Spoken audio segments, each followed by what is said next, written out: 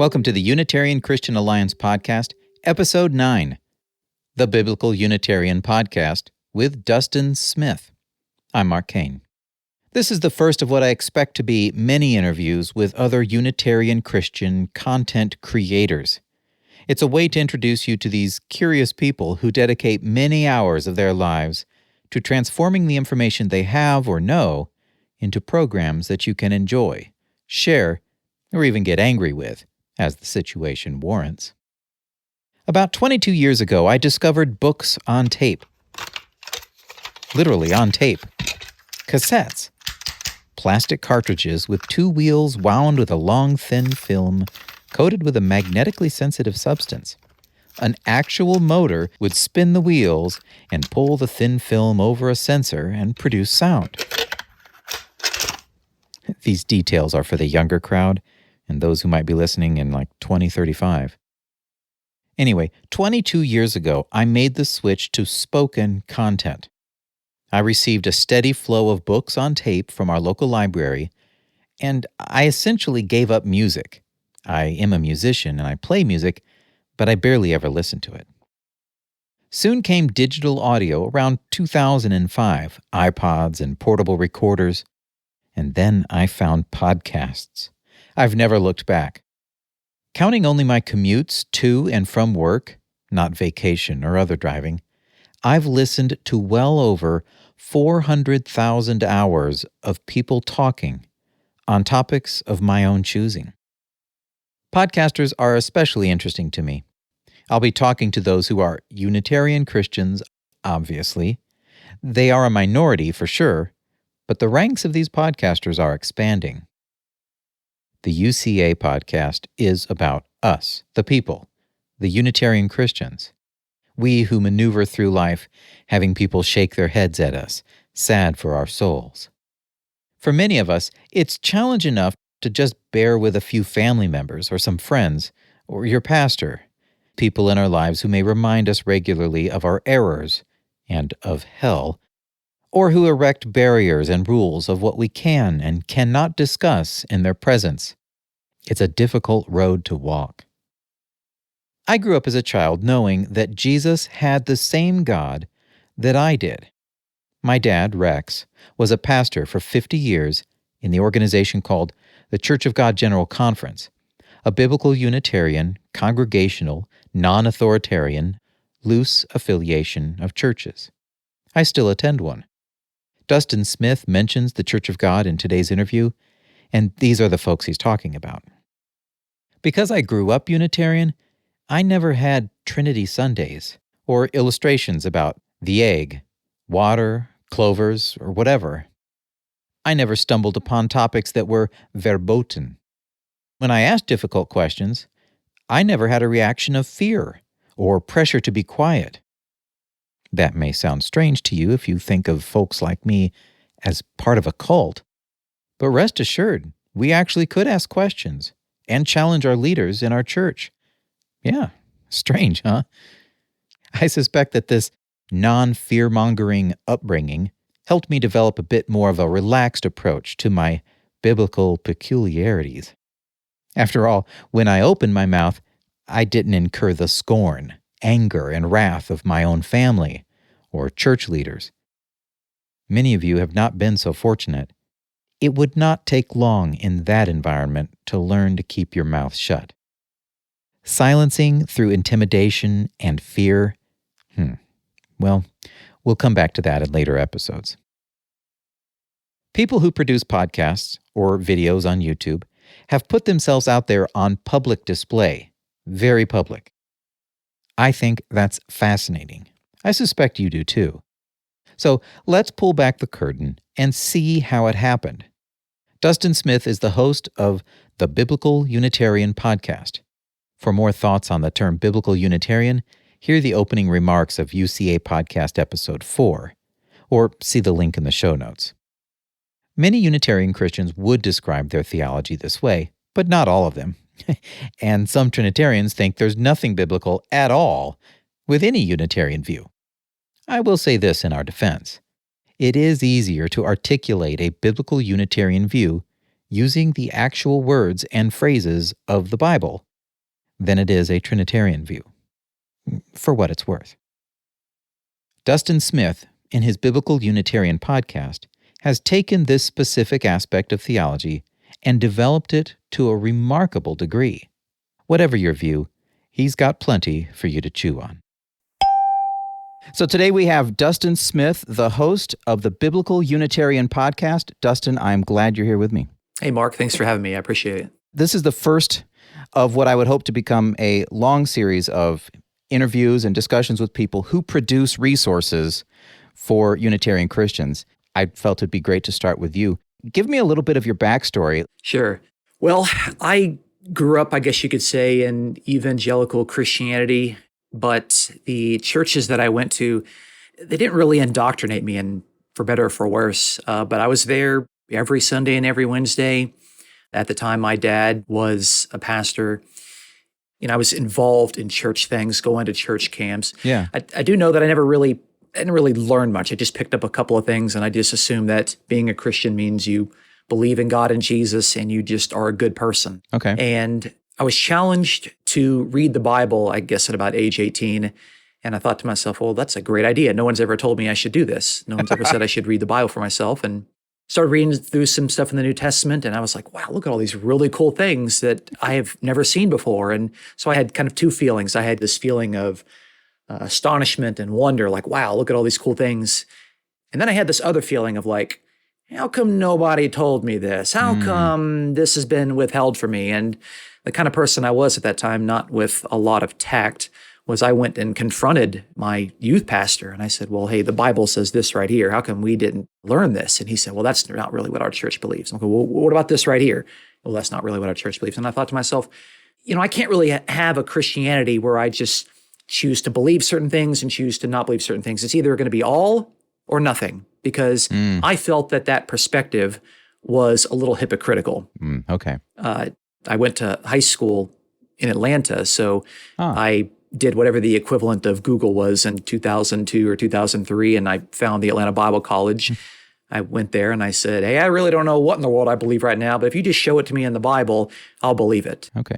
I remember there was actually another college here in Atlanta, and I was applying pretty late. I was applying at the end of July, which is pretty much enrollment is closed for most places. And they kind of said, well, our enrollment is closed. And I remember applying at ABC, and they were like, yes, please come give us your money. I had no idea what ABC believed or how unique they were at the time. They weren't trying to withhold anything. It's just that I could read over their statement of faith, and I would say, okay, that sounds fine. Like, I just didn't know any better. I wasn't really indoctrinated. I was not a difficult student to bring on board with the truths that they were teaching, because I wasn't really grounded in anything else. And I really am just kind of the person that, I guess just the way that I'm wired or the way that I was raised, but I'm an evidence-based person. If you could show me some evidence, that's convincing to me. If you can't show me any evidence, then I'm not going to be convinced. And so all they had to do was, I think this is something the Church of God does well, is they have all their proof texts. Like, here's 10 verses on the oneness of God. Here's 10 verses on the humanity of Jesus. And I was like, okay, that's very convincing to me. So Okay. So you made contact with ABC while you were still in high school? No, it was after my first year of college. Okay. So I had tried another degree. I was a pre-med major, and it just wasn't really something I was interested in. But I was interested in learning a little bit more about the Bible. Did you get a degree then? Yes. Yeah. I graduated in 2006. Learned a lot of new things there. Really kind of set me on my path.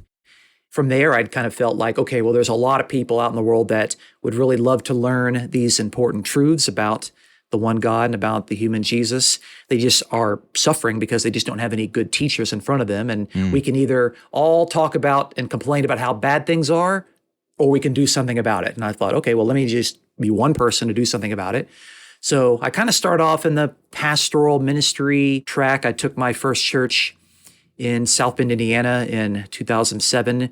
And I was actually able at that time to also go into graduate school, which I felt was a little bit more of my strength, was more of the academic side of things and not so much the pastoral side of things. But both are important, I think, as a Christian.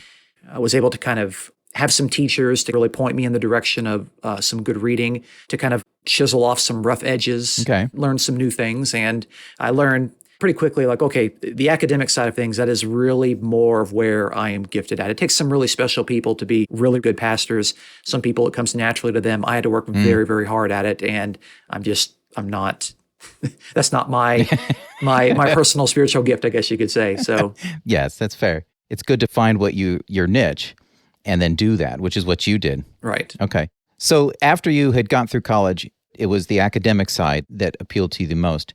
What was let's say, your vision for teaching and doing that kind of work? Well, I knew that if you wanted to do any sort of serious teaching outside of church ministry or parish ministry, you had to have an advanced degree.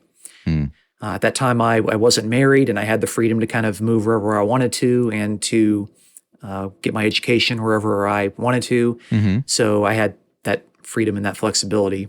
You completed then a master's degree? Yeah, I finished my master's degree in 2009. At the time, I had also been accepted into Bright Divinity School at TCU, and I was hoping to go there and to do a little bit more graduate work to meet the qualifications to apply for a doctorate. They had a particular teacher that I wanted to study with, Leo Perdue, who was a world-class expert on wisdom literature. He had published a commentary on Proverbs where he talked about wisdom in the book of Proverbs as this personification. And I started to see that New Testament writers were portraying Jesus in terms of wisdom. So I thought this is a good person under whom I could study.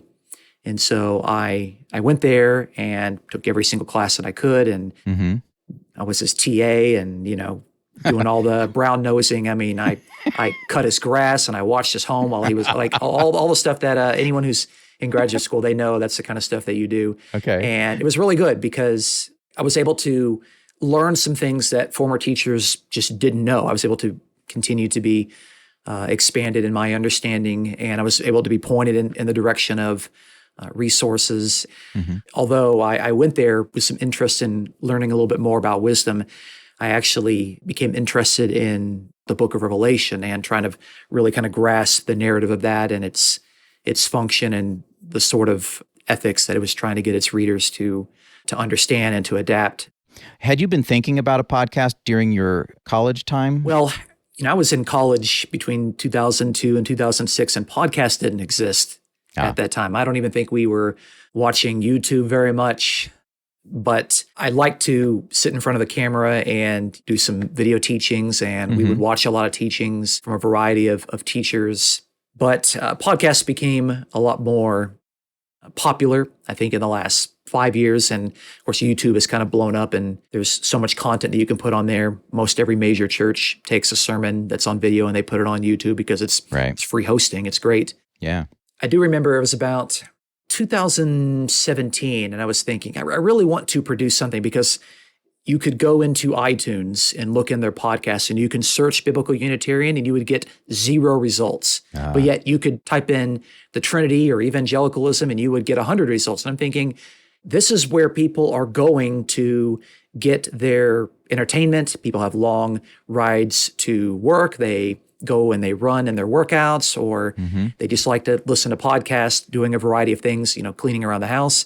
Yeah. And yet we have nothing for them in regard to biblical Unitarian theology. And I was like, well, at least I'm going to do that. What am I going to call it? Let's just call it the Biblical Unitarian Podcast. Why not? Yeah. So you get points for creativity on that. Yeah.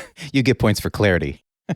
I've noticed that in your content, you do cover a breadth of material, but it does constantly circle around that topic. How did you choose Biblical Unitarian as a focus rather than a really broad topic? Like, Sean Finnegan is another podcast where he'll go in all sorts of directions. I kind of felt like I wanted to provide something that no one else was doing, because at the time, Dale Tuggy was doing his Trinities podcast, but even his scope is wider than what I'm particularly doing.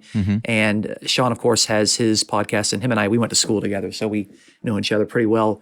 And his is very wide. Yeah. He has a lot of different people that he interviews. I just kind of wanted to just focus on one thing that I didn't feel was there for interested biblical Unitarians, or even just truth seekers to go and to have and listen to. And when I started it off, I thought, okay, it's actually not going to be that difficult to make a bunch of content. But I tell you, having done this, I just released episode 151 this week, and it's been every week. I haven't taken any weeks off. at all. Oh my goodness. So there's a lot of work to be done, but actually I have grown and learned a lot in this process for a couple of reasons. One, when you're constantly having to put out new content, you're constantly reading and thinking about things. You're thinking about what is the best way to communicate this to people within a podcast medium. I can't use visuals. I can't use a video. I can't use BibleWorks to put up Greek words for people. Right. And so it's been a learning process with that.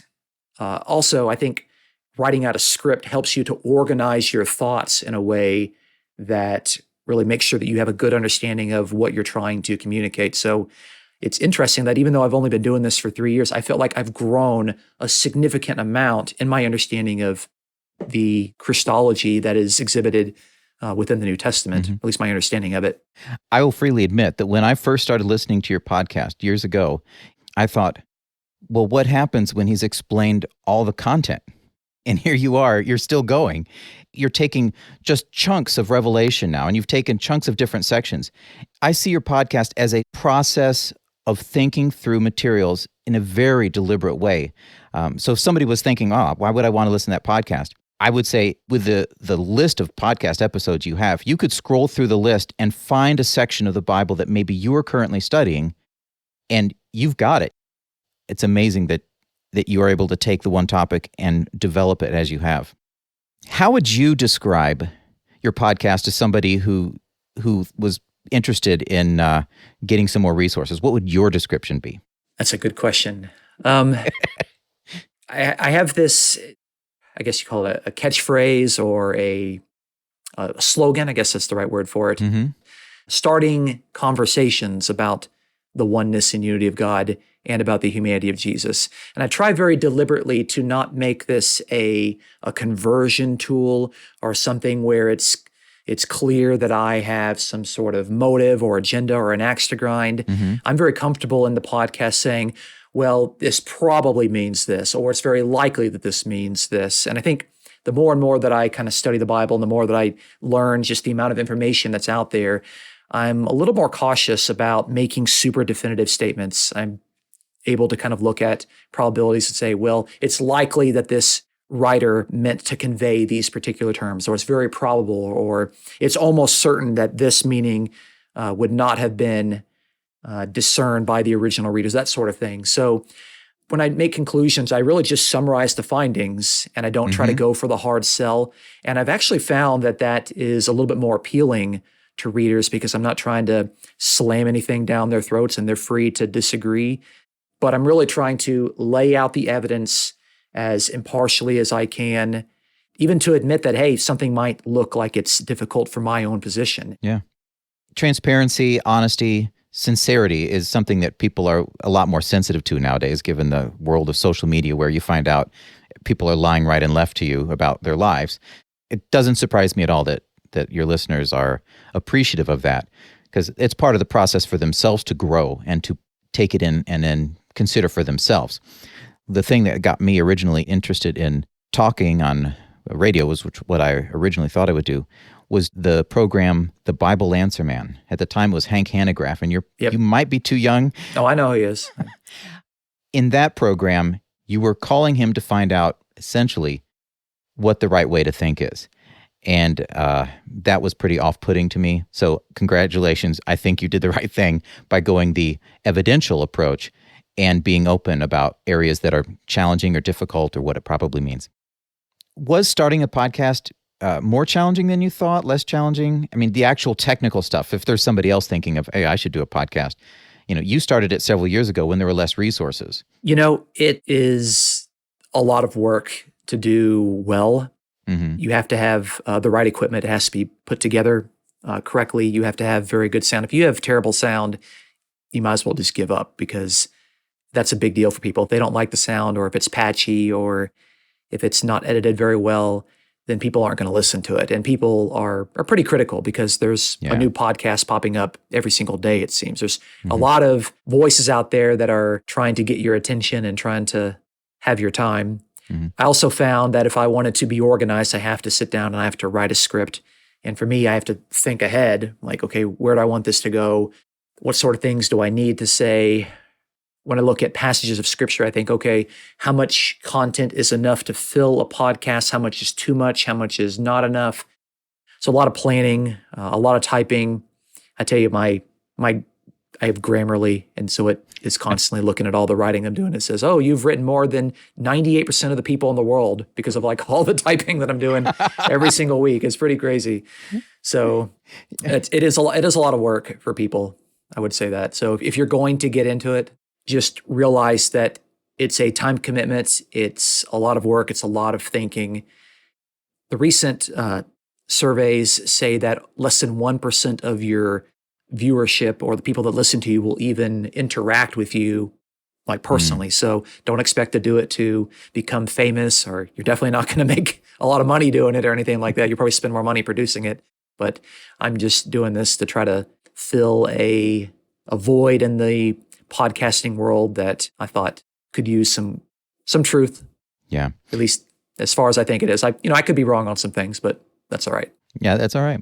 Do you have an example of somebody who interacted with you, maybe a particular episode that meant a lot to them? And occasionally I get some people that will say, "Hey, this particular episode really helped clarify something that I've been wrestling with for like 15, 20 years." And that means a lot hearing that. It's nice to know that, hey, people are actually listening to what I'm doing, and that's making a difference.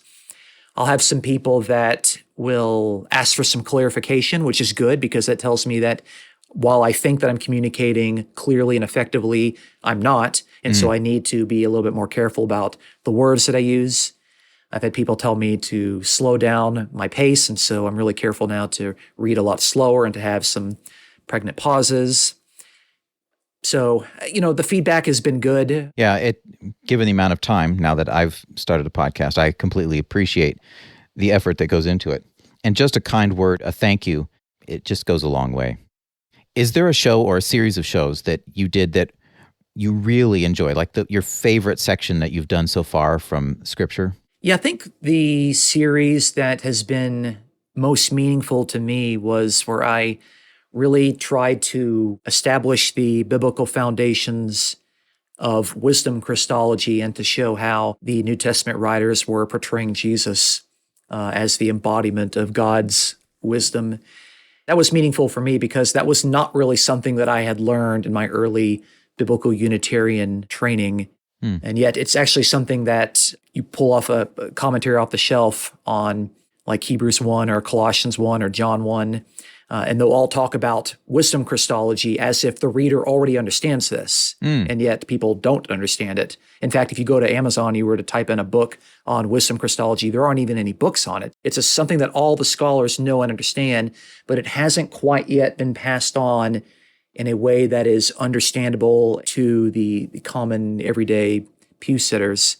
And I just really kind of been working on it as a side project, and I feel like I've got a good grasp of it now. And I've even tried teaching it to some people in church, just trying to really see how this is. And it's a complicated subject. It's complicated because you're starting from Proverbs and Job and Psalms, where you're taking a personification of God, which is his wisdom. And it basically means it's God's wise engagement with his creation. It's also the embodiment of God's wise commands. God wisely interacts with his people, and that gets personified as this female figure, wisdom. Now, in the early Arian controversies, they just assumed that this female figure, wisdom, was just the pre-incarnate Jesus, but it was an actual conscious person alongside God, and there you have the pre-existence of Jesus. But you're not going to find any commentaries today that say that. Like no serious scholar makes that point. They all know that wisdom in the book of Proverbs is a personification. There's a big difference between a personification and a person. So I've also been able to trace and to see that, okay, this is all started in the book of Proverbs. And even by the end of the book of Proverbs, in chapter 31, you have the ideal woman or the strong wife. It gets translated in a variety of ways. As a former exercise, I'd gone through and I had translated the book of Proverbs, and I just noticed that in Proverbs 31, all of these rare words and phrases that were being used to describe this woman were formerly used in Proverbs 1 through 9 to describe Lady Wisdom. I'm like, okay, not only do we have God's wisdom personified in Proverbs. We also have God's wisdom embodied into a human being in Proverbs. That's actually the earliest evidence of incarnation, 400 years before the Gospel of John, before Jesus was even born. And it's the embodiment of a personification into a person, not the embodiment of a conscious person into a person. Yeah. And I was able to trace that through some other pieces of Jewish literature to demonstrate that by the time we got to the New Testament, we have a variety of persons that were describing human beings as the embodiment of God's wisdom. And then I see the New Testament writers doing it of Jesus. And I think, okay, they're not doing anything brand new. They're just continuing this Jewish way of portraying famous people as the climax or the epitome of God's wise engagement. So it's complicated in that sense. I get it. And it requires a lot of episodes. But I have felt that by going through and making those episodes, it's helped me to organize my own thinking. It's helped me to better understand what's going on in the New Testament. It's helped me to better convey that to other people. And let's be fair, like when you understand some things in Scripture, it helps you to sleep better at night as well. So yeah, that's great. I do remember that episode about the woman at the end of Proverbs, and that was really cool. It hadn't even crossed my mind to think like that, but there it was. It was just truly amazing. I did have a question about, I don't know if you want to answer, but was there a show that was particularly difficult, or maybe even one that you regret, or wish you could go back and be like, oh, I want to change that? You know, I go back and sometimes I'll listen to some of my episodes because when I first started out, I actually had a script, but I wasn't publishing my script with my episodes. And then I had one of my former students say, why don't you include your script with your episodes? And I thought, well, that's a great idea. I'll just go and start doing that. I wish I had started that from the beginning. So I'm glad I had that particular feedback. If I could go back and talk to myself 3 years ago, I would say, slow down, less is more, and realize that people don't have a long attention span. I try to keep my episodes around like 30 minutes. I've had some people tell me that they appreciate that rather than having an hour and a half long episodes. It's easy for people to consume and keep up with the content. Yeah. I think that's just kind of part of teaching, is that you try to be a little bit more effective the next time that you do it. And that feedback is good. So if anyone has any feedback, I'm happy to listen to that because I'm willing to better myself and my approach. You've done all this work on that particular topic, and now you have a lot of written content because you've been writing out your manuscripts. Have you considered publishing Wisdom Christology as a book? I have. I don't talk about it too publicly because writing a book is a lot of work. In 2015, I was able to get together with a couple of other people. We were able to do one of these 3 views books, and this is three views of the identity of Jesus called the Son of God. And I was able to contribute what I call the Socinian view. That's probably not the best terminology now that I think about it, but it's the biblical Unitarian view of a human Jesus that's empowered by God, but he didn't have a conscious pre-existence. So I'd already done that. That had been out there for a couple of years, and then I thought, okay, well, let's just kind of do some podcast on this. But writing a book is a lot of work if you want it to be taken seriously, if you want it to actually get accepted by a publisher, because anybody can publish out of their own garage, or they can publish, free publishing or through, not through a publisher, but you're not going to be taken seriously in academic circles. You're not going to have your books in theological libraries. No serious scholar is going to review that. So if I want this stuff to be taken seriously in that world, and that's kind of in the world where I work currently, it's got to be done right. And if I'm going to do that, I need the time to do that. And right now, as I'm constantly doing all of this and I got my other work, I don't have the time to invest in that. But it's something I want to do. It's something that's kind of, it's on the back burner. It's brewing. So please, nobody else go and take that topic and write on it there. So all right. So right now you're working through Revelation. Why don't you describe your current series? Should somebody jump over to your podcast right now and dive in where you are, what would they be hearing? I think they would be hearing a kind of walkthrough in the book of Revelation to see how Revelation portrays God and the risen Jesus. And that's really important, that the Jesus that we see outside of Matthew, Mark, and Luke, and John is the risen and exalted and authorized Jesus. So at the beginning of the Gospel of Matthew, Jesus has authority on earth to forgive sins. But by the end of the book of Matthew, he has authority in heaven and on earth. So it's promotion, you could say. Even Paul says that God highly exalted him and gave him the name that is above every name. So there's something at the resurrection of Jesus that gives him that. And so the highest Christological things that are said of Jesus are always after his resurrection. Having done my doctoral dissertation on Revelation, and actually I recently got done co-teaching a course on Revelation to some graduate students and advanced degree students, I feel very comfortable with the book.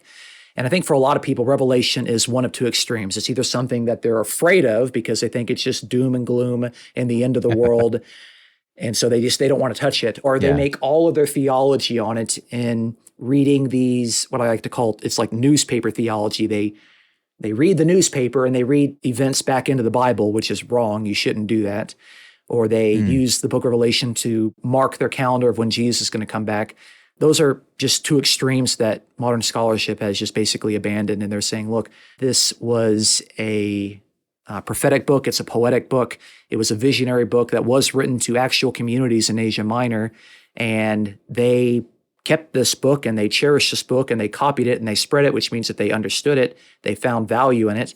And I feel comfortable enough with it, walking people through and showing them, okay, how is the narrative portraying God? How is the narrative portraying Jesus? What sort of portrayal would this have given to those early Christians in Asia Minor at the end of the first century that were being tempted to participate in imperial worship or to worship Zeus or Aphrodite or all these other local gods? But particularly it's the imperial worship thing that is the major competitor for the exclusive worship of God and Jesus for the early Christians. Mm-hmm. Yeah, I like the approach of taking Revelation and looking at it from a Christological perspective, because it would be arguably one of the most mature and well-considered books that would include Christology. I mean, this was well past the time they spent having debates and discussions about stuff back in Jerusalem in the book of Acts. You know, you go to Acts, you're going to find out what were they talking about. Boom, right off the bat. You go to Revelation and you find out, well, now what are they saying many years later as John is elderly and writing this stuff down? And they're not saying remarkably different things. They haven't discovered a triune God at this point. They're still explaining the Jesus that was there in the book of Acts. It's really cool. Right. It's interesting to see, because we know from church history that something that all church historians acknowledge is that Christology developed over the next few hundred years. And so I can sit there and I can look at, okay, where do we have the book of Revelation on this? Where is the Christology as that stands? I don't assume that, by definition, it's going to be exactly what we see in the book of Acts or in 1 Corinthians or anything like that. I want the text to speak for itself. I want to see where it is. And what I have found is that we're not really getting anything brand new in the book of Revelation. It's just telling us things that we've already learned. It's just giving it to us in much more of a poetic, metaphoric perspective. To say that Jesus is a lamb is better than saying Jesus died for your sins, because the lamb has a lot more invested meaning into it. They both mean the same thing at its base level, but it is. I mean, I could say go, or I could say, look, it's a green light. Symbols sometimes are much more powerful than words. Well, I'm enjoying the series. Let's talk for a moment about podcasts in general. And I want to do this because the UCA podcast is for helping people find resources. That's one of my goals. And there's a possibility that some of the people who found the UCA podcast did it because you could hear the grandson at the end of one of the episodes saying something. And so they went through the trouble. They got a podcast app on their phone and they're like, well, now what do I do? What are these things called podcasts?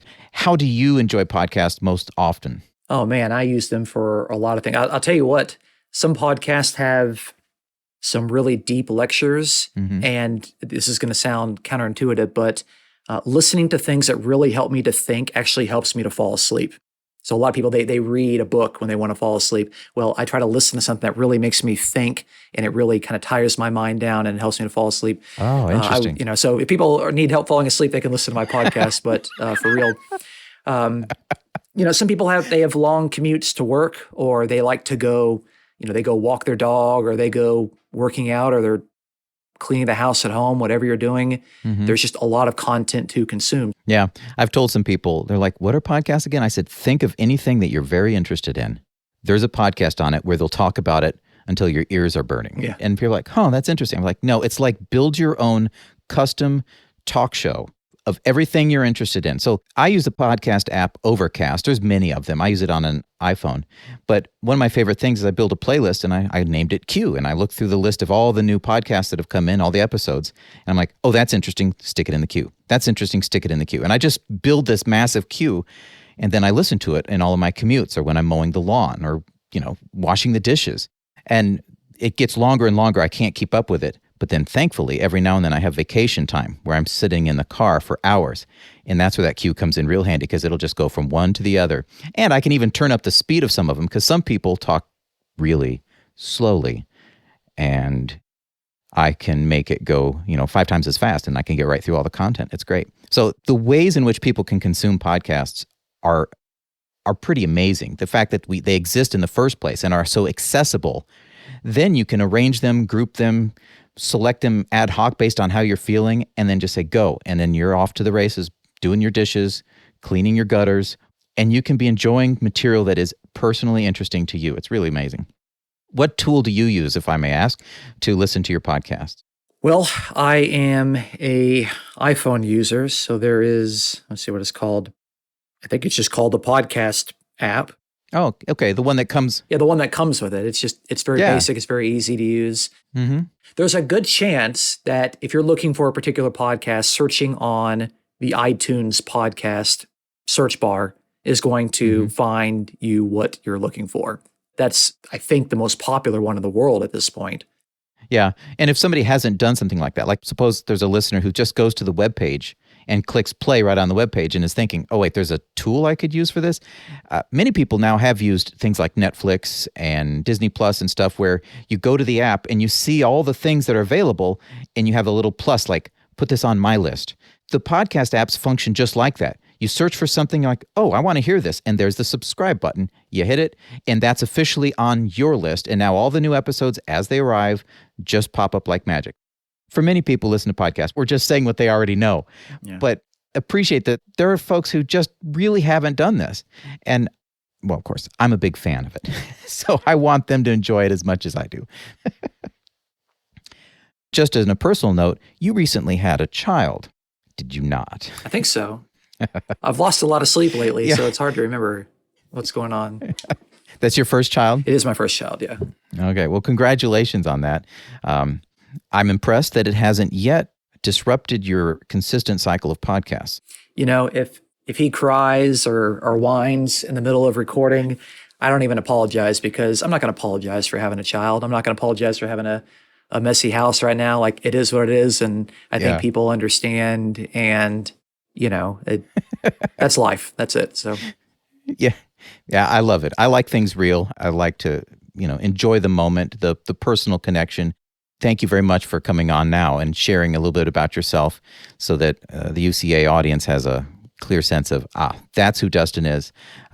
So if you are listening and you want to enjoy this podcast, you'll find it on any podcast player. You just search for Biblical Unitarian, and it's going to be right to the top, because there aren't podcasts called Biblical Unitarian except for yours, Dustin. You've got the only one. Right.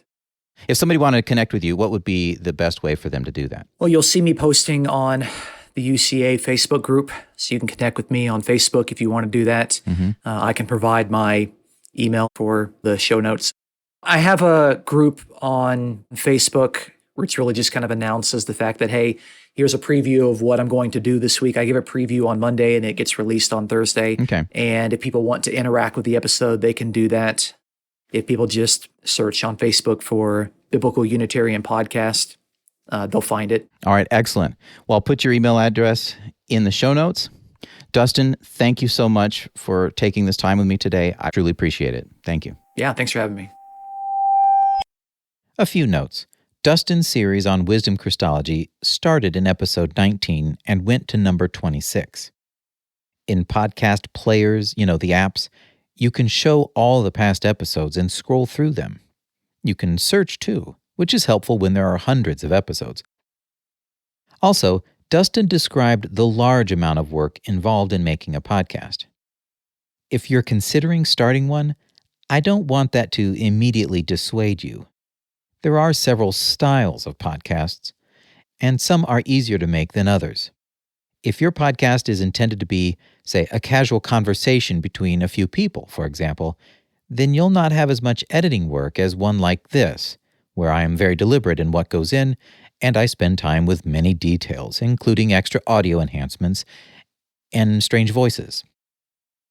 If you are seriously considering it and want to bounce ideas around, email me, podcast@unitarianchristianalliance.org. I will be glad to help you out as much as I am able. If you have feedback about the show, use the same email.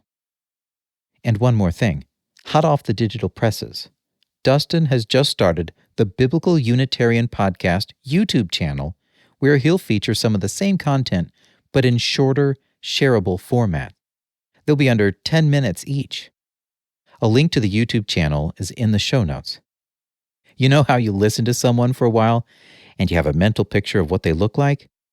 Well, now's your chance to find out Dustin looks a little bit more like James Dean than you might have thought. Hello, my name is Daniel. I'm from Germany.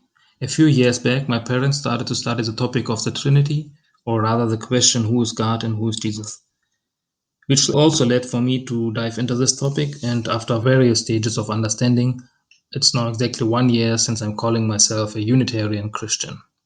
Thank you for building this alliance. Thank you for the podcast. I really enjoy it, especially your humor. I wish all the best for you and everyone who's listening. Thanks for the kind words, Daniel. Unitarian Christians have a rich history in Europe. There were many Unitarians in the Anabaptist groups. There were the Polish Brethren, and many influential individuals, too. I'm glad you're with us, and I pray that in your area of Germany, you find many others, and they find you. God bless you, and thank you. If you haven't heard your own voice on this podcast yet, you're missing out. Just imagine the thrill of sharing an episode with a friend and saying, at the end, after the Star Wars scene, you'll hear me. Instant fame and riches beyond your wildest... Okay, well, maybe not. Still, this whole UCA thing exists because of you. May as well join in, right? Dustin, thank you for risking your reputation on this somewhat sketchy new UCA podcast. And thank you even more for expending hours of your life creating thoughtful and insightful podcasts. It was an honor to spend this time with you. May God bless you in your truth pursuits. I hope this podcast serves you well.